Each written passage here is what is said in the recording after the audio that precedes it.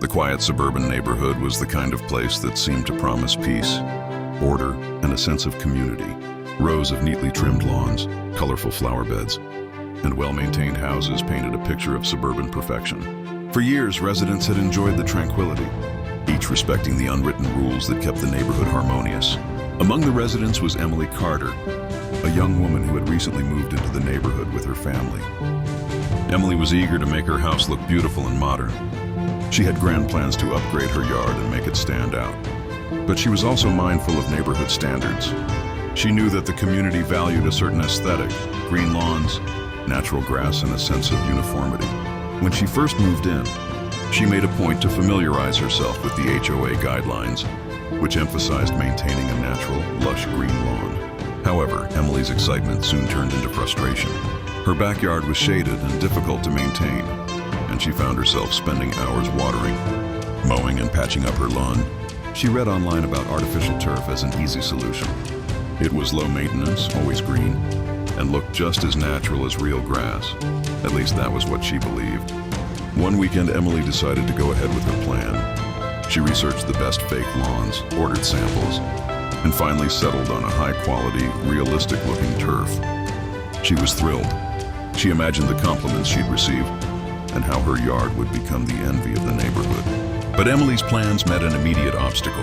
Mrs. Thompson, an elderly woman who had lived in the neighborhood for over 30 years. Mrs. Thompson was known for her traditional views and her fierce adherence to HOA rules. She believed that a natural lawn was part of the neighborhood's charm and was quick to voice her disapproval of anything that deviated from the norm. When Emily first shared her intention to install fake grass, Mrs. Thompson was visibly upset. She claimed that artificial turf was ugly, unnatural, and would ruin the aesthetic harmony of the neighborhood. She argued that it would lower property values and set a bad example. Emily tried to explain how low maintenance it was and how realistic it looked.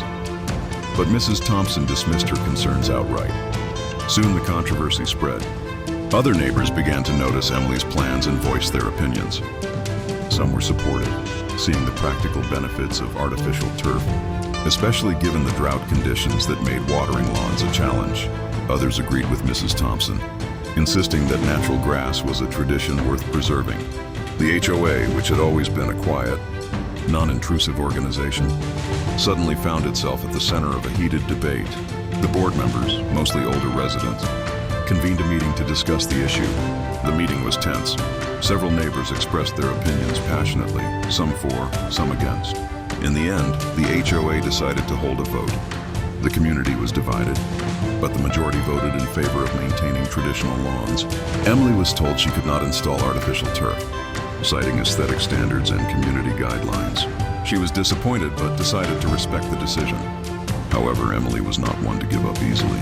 She believed her yard would be beautiful, and she was determined to find a way to make her vision a reality.